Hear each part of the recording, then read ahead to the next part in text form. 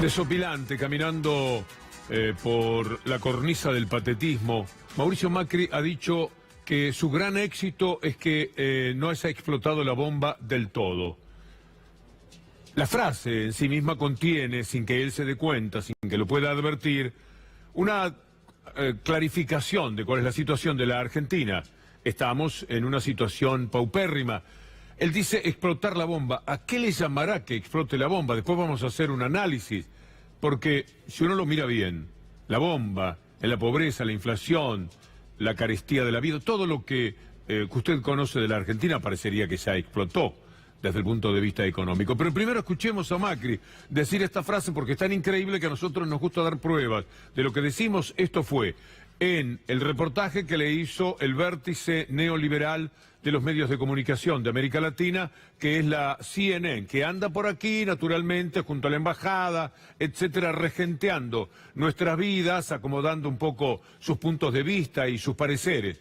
Es lo que hay que sobrellevar también, en ese sentido. La invasión es total, en las ideas, en todo lo que ellos consiguen llevar incluso para los Estados Unidos, pero con inmediata repercusión aquí, porque han hecho una nota con Mauricio Macri, pero nos pasamos hablando en este lugar, en esta tierra, de esa nota de Macri. A ver cómo fue que lo dijo. Así que hubo que hacer esto, hubo que ponerse a hacer como los palotes. Y en un contexto donde veníamos de una década donde se había generado una semiconciencia equivocada de que se podía vivir de arriba y que se podía vivir eternamente sin pagar la boleta de luz y de gas, sin que nos fuese a pasar lo que le pasó a Venezuela, que se apagó todo. Entonces digo, fue muy duro para nosotros como gobierno, pero también para cada argentino que tuvo que tomar conciencia que habíamos estado en una gran borrachera, que nos habían querido engañar, de que era así, que no había que apostar, como nos dijeron nuestros abuelos, al trabajo. Entonces creo que eso es lo que hay que valorar, ¿no? Es duro decir que el mayor éxito económico es que no haya explotado la bomba del todo. Es duro decir que el mayor éxito económico es que no haya explotado la bomba del todo y que la hayamos ido pudiendo.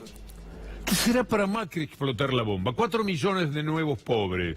¿No es una bomba que ha explotado en sus propias manos, en sus manos de absoluta incapacidad para gobernar junto a lo que era el mejor equipo de todos los tiempos, los últimos 50 años, pero seguramente competían con cualquiera de la historia? Este número, ¿no es una bomba que ha explotado? Uno le podría preguntar a Mauricio Macri. 35 de pobreza, 6, 7, 8 puntos más que cuando se hizo cargo del gobierno, según la UCA. En realidad, es muchísimo más la pobreza. Porque, por lógica, si antes hubo una buena prestación de la asignación universal por hijos, si se jubilaron 3 millones de personas, si el salario siempre estuvo por encima de la inflación, si la mortalidad infantil había caído a límites extraordinarios, si las personas con discapacidades tenían una buena pensión y todo lo que usted conoce, si había, no digo pleno empleo, pero casi 5.4, cuando terminó la gestión, por supuesto que había infinitamente menos pobreza de la que hay ahora. La comparación 29 a 35 es también un insulto a la inteligencia. Por eso le hemos preparado algunos cuadros, preparados por distinta gente, el CESO, el Centro de Estudios Calabrini Ortiz, el CEPA, esta fuente de Steingar, Saki, Favala. Mire lo que es ese cuadro, acerquémonos. Es desde el 2003, donde estaba la pobreza, el primer semestre era del 67%, y mire esa línea, en una permanente caída, con 26,9 en el 2015, 26,9, mira dónde ha subido, según este cuadro, a 35,2, un poquitito más de lo que da la UCA. ¿Quiere seguir mirando cuadros? Para que usted sepa que hay que decirle a Macri, no te explotó la bomba. 4 millones o más de nuevos pobres, cientos de miles de indigentes nuevos, gente que se te muere en la calle, es una bomba que ha explotado en tu mano. Podemos ir con los otros cuadros que tenemos, con los otros números y también con las otras placas que hacen a todo esto. Por favor, para que ustedes tengan una idea de cómo además miente el gobierno. 15 millones de personas accedieron en el periodo anterior, por primera vez, al servicio de agua potable y 11 millones al servicio de cloacas. Esto es indisputable, 2003-2015. Sigamos para que usted vea cuánto menos pobreza existía en función de la que ahora dramáticamente tenemos que sobrellevar. Casi 5 millones de alumnos accedieron a su primera computadora personal, a su notebook. ¿Qué más? Para que usted recuerde cosas que hacen a la discusión sobre la pobreza. 500.000 ciudadanos fueron los primeros de su familia en acceder a los estudios terciarios o universitarios. Y una más, por lo menos 10 millones de personas pudieron irse de vacaciones por primera vez en sus vidas. Y casi 8 millones disfrutaron por primera vez de aire acondicionado en sus hogares. Esto que Macri dice, vivíamos engañados. ¿Qué engañados? No era una persona que nos apantallaba desde la ventana, era aire acondicionado de verdad. Casi 5 millones de personas adquirieron por primera vez un auto 0 kilómetro y casi 2 millones de personas lograron por primera vez comprar su casa propia con créditos sociales o hipotecarios del gobierno. Esto fue hasta el 2015. ¿Una más? ¿Cómo no? Porque todos son ejemplos para decirle a Macri, no le explotó la bomba, mi amigo. Entre 2003 y 2015, el 33% de los habitantes del país salió de la pobreza, de 67 a ese número 25, 27, que para algunas otras encuestas, como la del CESO, estaban 16, subiendo a 18 en el 2015. Entre 2003 y 2015, el 33% de los habitantes del país salió de la pobreza, 1 de cada 3. Y el 17,8% salió de la indigencia. La fuente es el Centro de Estudios Scalabrini Ortiz. El porcentaje de la población pobre, que era del 45,8% en el segundo semestre de 2003, se ubicó en 16,1% en el segundo semestre del 2014. Y también esta es fuente CESO. Y aquí está la última que vamos a tomar de la misma fuente, el porcentaje de población indigente. Aquellos que no acceden a una alimentación mínima, que era del 19,4% en 2003, estaba en 5,1% hacia finales del 2014. Entonces sí que sabíamos de pobreza. Lo que el otro día pretendió ignorar Rodríguez Larreta en una nota que se le hizo aquí en C51, cuando Juana Morín le pregunta, ¿cómo pueden explicar a la gente que ustedes quieren seguir en el mando con todo lo que les ha pasado en términos de pobreza? Y mire la pobre respuesta ofrecida por Rodríguez Larreta. Haciendo un repaso de datos objetivos, en los últimos 3 años y medio se duplicó el desempleo, aumentó la pobreza, cayó la industria, se disparó la deuda externa, volvimos al Fondo Monetario Internacional. ¿Por qué la gente debería volver a confiar en Mauricio Macri? ¿Qué garantía hay de que esto va a cambiar? Y quería consultarle puntualmente si usted coincide en que el diagnóstico es que la gente hoy está peor que a finales de 2015. Mira, en términos de pobreza la verdad que no sabemos, porque no había datos antes. O sea, si vos vas a comparar con cuando nos decían que teníamos menos pobres que Alemania, y sí, pero me parece que no eran datos fidedignos. Vos no sabemos cómo era la Argentina en muchos de estos datos que hoy estás dando. El de pobreza, que posiblemente es el más importante, no había estadísticas. Y esto parecería cerrar el tema, que no había estadísticas. Porque las estadísticas son discutidas en el mundo entero, pero este número es una realidad que marca la UCA a partir de los estudios que hizo, la misma metodología con la que habló, por supuesto que exagerando en su momento, pero ahora tiene que ser fiel a eso, hablaba de un 27,5, un 28%. Es demasiado. Y Macri dice, lo mejor que me pasó, el éxito de mi vida, es que no explotó la bomba. 35% de pobres no es explotar la bomba. Muy bien se lo dice en un tuit Alberto Fernández hoy. 3.470 pobres, acérquense porque los números son interesantes. 3.470 pobres nuevos por día. 24.290 por semana, 104.000 por mes, 1.250.000 por año, 4.100.000 pobres nuevos desde que Macri es presidente. Y dice, pregunta Alberto Fernández, ¿te imaginás 4 años más así? Y dice, merecemos otro gobierno. Parte de la pobreza es quedarse sin trabajo. Se van hacia la pobreza, hacia la indigencia, las personas cuando se quedan sin trabajo. Yo vengo de La Rioja, un saludo muy cordial a la gente de Chilecito, a Silvia Gaitán, a la gente de Imogasta, Florencia López, a toda la gente de la gobernación, al propio Sergio Casas, con el que pude charlar telefónicamente. Pero ahí tenemos una demostración en La Rioja de lo que ha pasado en la Argentina. Hay un gran parque industrial, 4.000 personas se han quedado sin trabajo en ese parque industrial que ha sido un orgullo de La Rioja y una solución económica para que no sea siempre el Estado provincial el que tenga que dar el trabajo. Es demasiado. 4.000 personas que se quedan sin trabajo, más todo lo que está ocurriendo en el mundo educacional, con un saludo también para Fabián Calderón, el rector de la universidad en La Rioja. Todos ellos lo están padeciendo, la cultura, el trabajo y todos los etcétera, porque hay que obedecer al Fondo Monetario Internacional y porque también hay que obedecer la actitud y la aptitud que tienen los empresarios de la Argentina para siempre ellos quedarse con más, cada vez más. Una de las cosas graves que tiene la Argentina es que los empresarios en otros países, en Europa sobre todo, tienen una relación mucho más cordial respecto a los trabajadores en lo que les apetece tener. Aquí los empresarios son de una avaricia, de una codicia demasiado grande. No todos, el que se tenga que poner el sayo, que se lo ponga. Vale la pena recordar lo que dijo Crivelli, el de la construcción, cuando el otro día, poco menos, que apuntaba a la esclavitud, es decir, trasladarnos a 1813. En el caso de la industria de la construcción específico, existe el sistema del Fondo de Desempleo, por el cual, digamos, como la indemnización se va depositando paulatinamente a lo largo del desarrollo del trabajo del empleado, en cualquier momento el empleador puede tomar la decisión de despedirlo sin ninguna causa y ningún motivo. Esto lo que genera fundamentalmente es un recambio hacia la calidad. O sea, los que trabajan mejor son los que se quedan y lamentablemente los que trabajan poco o tienen bajo rendimiento son sustituidos por otros que tienen mucho mejor rendimiento. Usted lo que dice es que quisiera despedir sin causa ni motivo a empleados en toda la industria. Totalmente, porque en la industria y en el comercio, porque...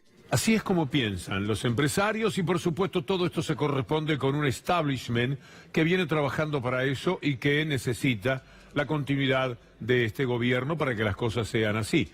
Este señor, para que los trabajadores sean esclavos de esta época, es decir, tecnología del siglo XXI con pautas del siglo XIX, por eso decíamos 1813, antes de terminar con la esclavitud. Y trabajan desembosadamente.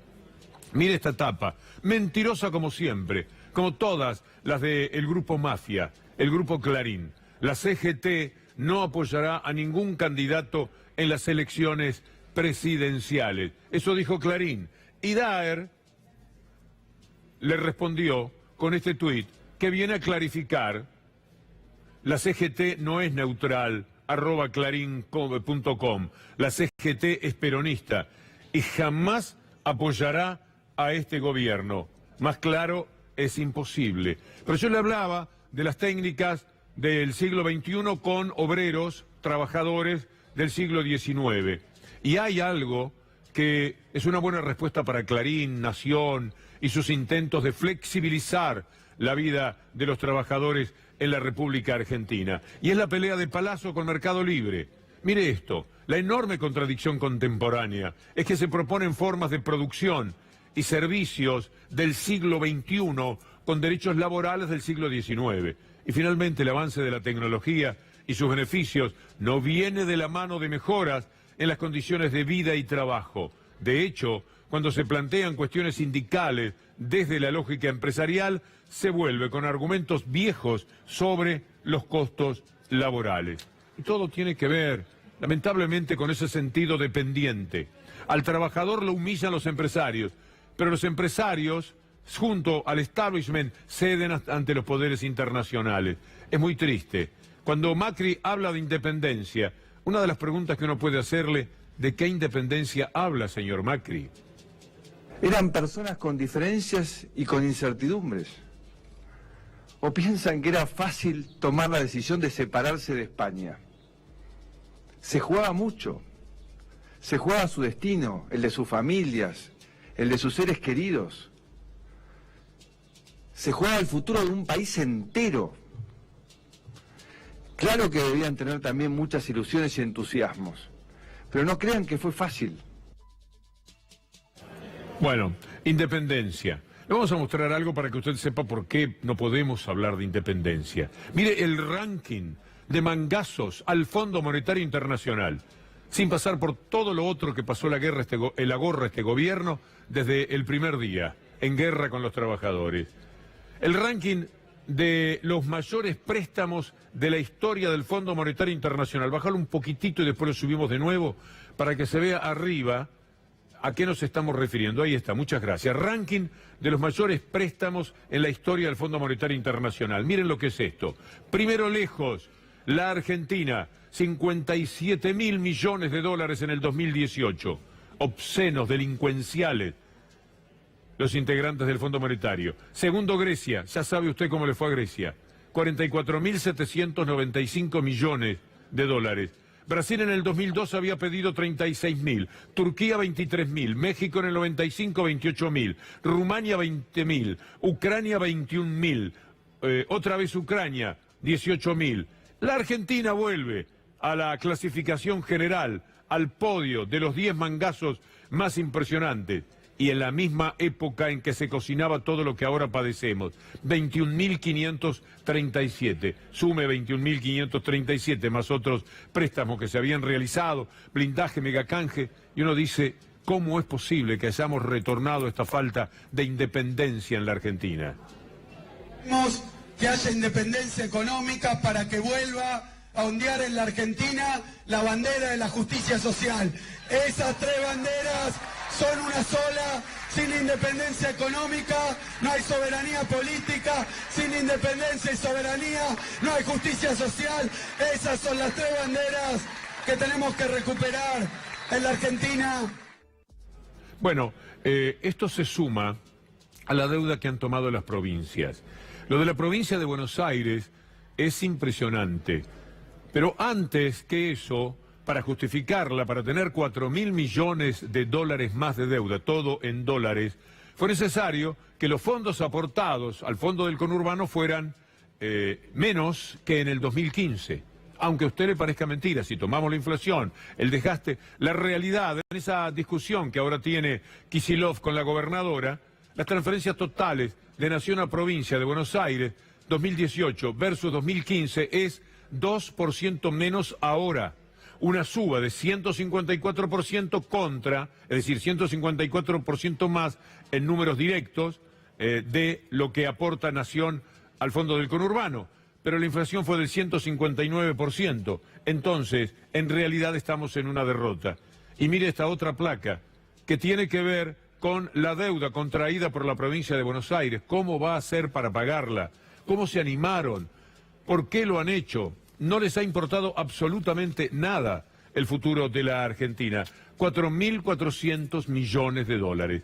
Pero no es el único problema que tiene hoy día la provincia de Buenos Aires y María Eugenia Vidal, porque ahora se sumó el conflicto por la cuestión jurídica. María Eugenia Vidal ha salido a contestarle a Eduardo de Lázari, al presidente de la Corte Suprema de Justicia de la provincia de Buenos Aires, que ha dicho verdades sostenidas por todos los que aman el derecho en la República Argentina y repudiadas por fiscales que son impresentables, por sectores mediáticos que saben perfectamente hasta dónde. Lo único que hay de justicia es la justicia mediática en la República Argentina. Medios que no son medios, sino que en realidad son fines. Pero vayamos por partes y escuchemos otra vez lo que dijo Eduardo de Lázari, presidente de la Corte Suprema bonaerense.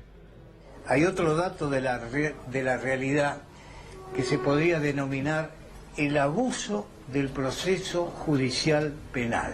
Estoy hablando de causas armadas artificialmente.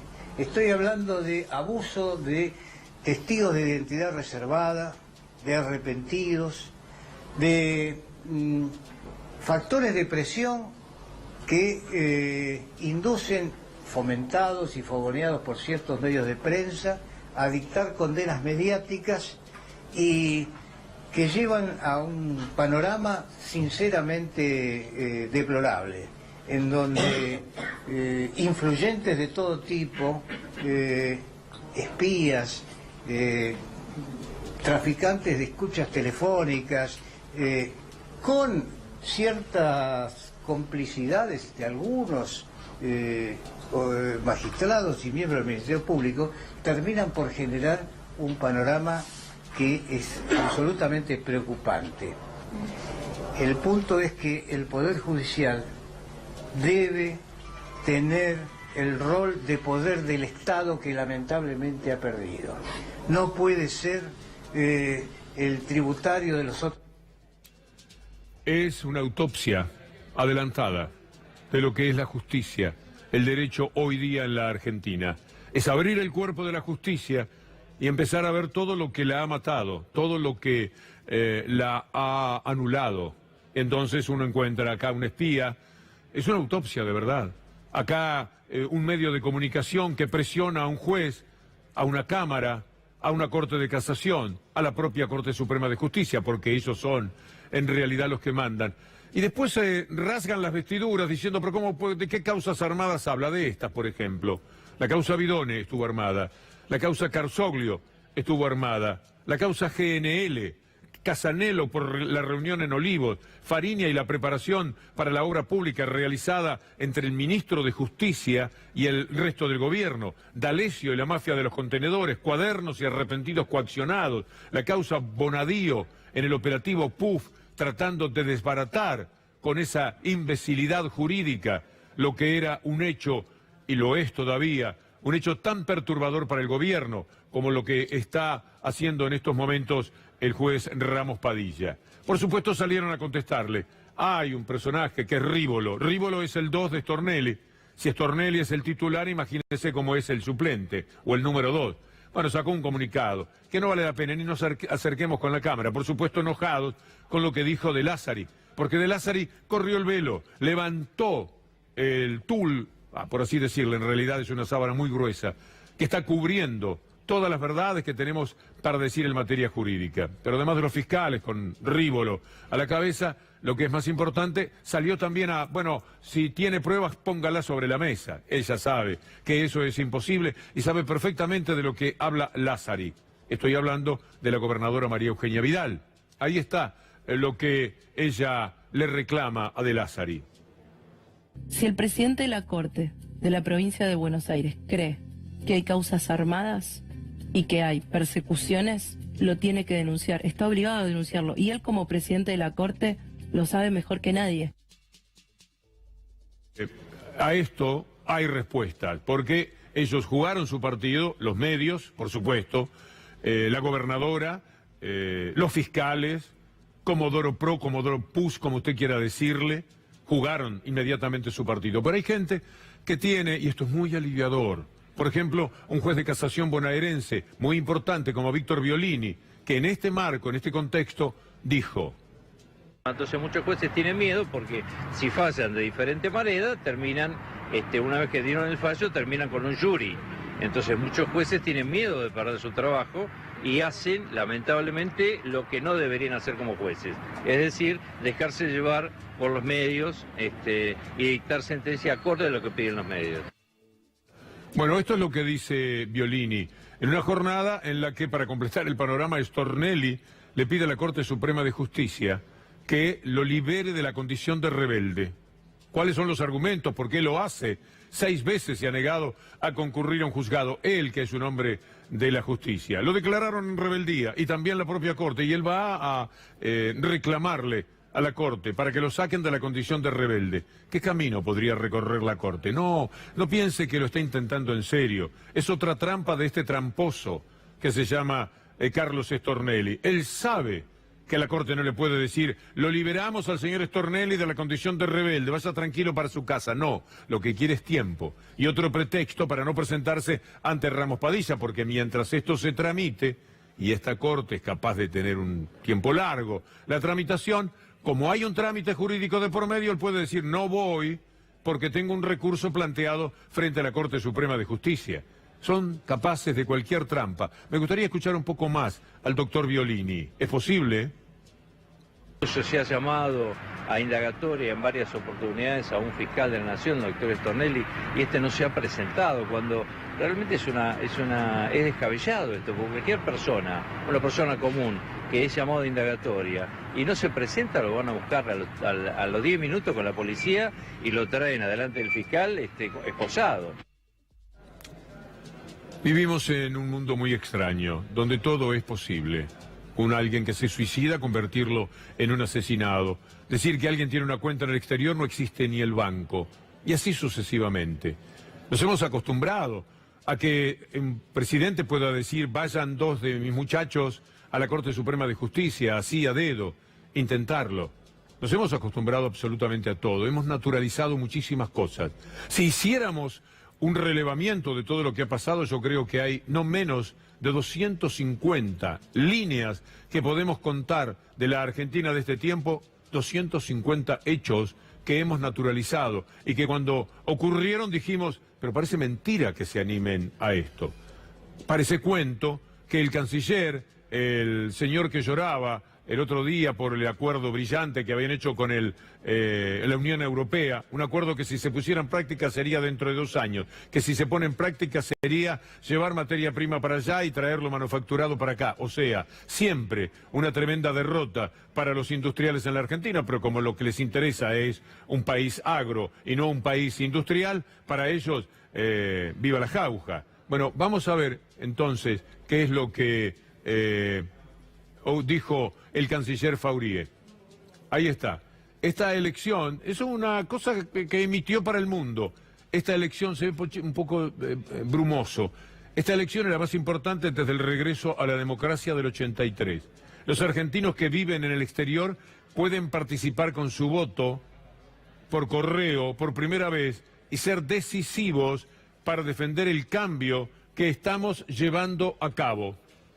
Esto sí que es animarse a todo, ¿eh? Usar la Cancillería para pedir el voto no es poca cosa, mi amigo. Bueno, lo naturalizamos. Mañana ya estaremos en otro marco para seguir viendo cuánto se miente en la Argentina de hoy en materia política. El líder es Mauricio Macri, solo derrotado por Trump, que cuenta el Washington Post, tiene 10.000 mentiras dichas. Se las contaron. Ante 10.000 mentiras, nosotros no podemos presumir de que Macri esté en condiciones de ganarle. Debe perder como por 9.000 por lo menos. O sea que casi que es un elogio. Le vamos a mostrar cómo Macri miente más cuando está sucio.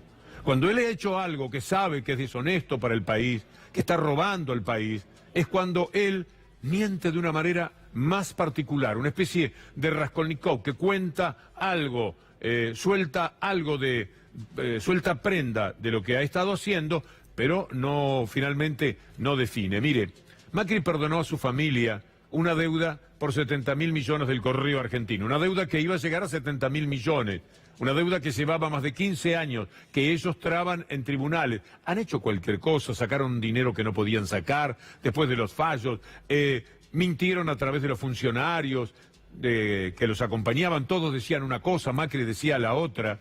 Míralo a Macri mentir sobre el Correo ahora. Alrededor del tema Correo se hablaron y se dijeron muchas cosas en los últimos días. Muchas que no son verdad, con mala intención. Pero bueno, ya estamos en un año electoral. Pero también tengo que reconocer que faltó algo de mi parte. No pensamos un mecanismo para controversias judiciales como esta, que existe entre el Correo y el Estado, donde el concesionario del Correo era mi padre. No previmos un mecanismo de difusión y discusión de lo que se estaba haciendo.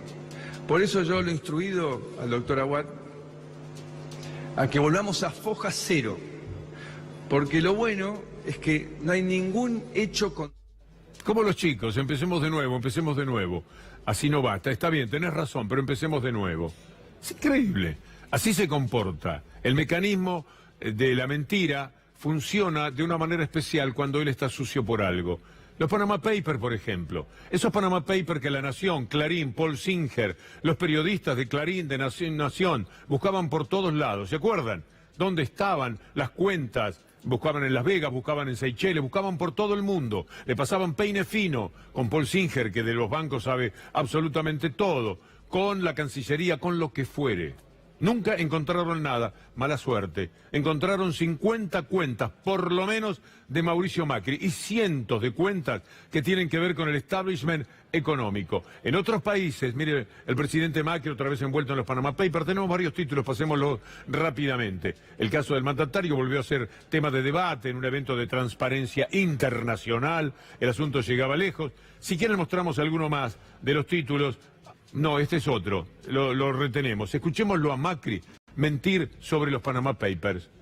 Su opinión sobre el tema de los Panama Papers que han de alguna manera conmovido a la Argentina en las últimas horas. Que me parece que hay algo positivo en el mundo en que vivimos, que cada vez se avanza hacia una mayor transparencia, ¿no? Y cada vez hay más conocimiento público de informaciones que antes eran de difícil acceso.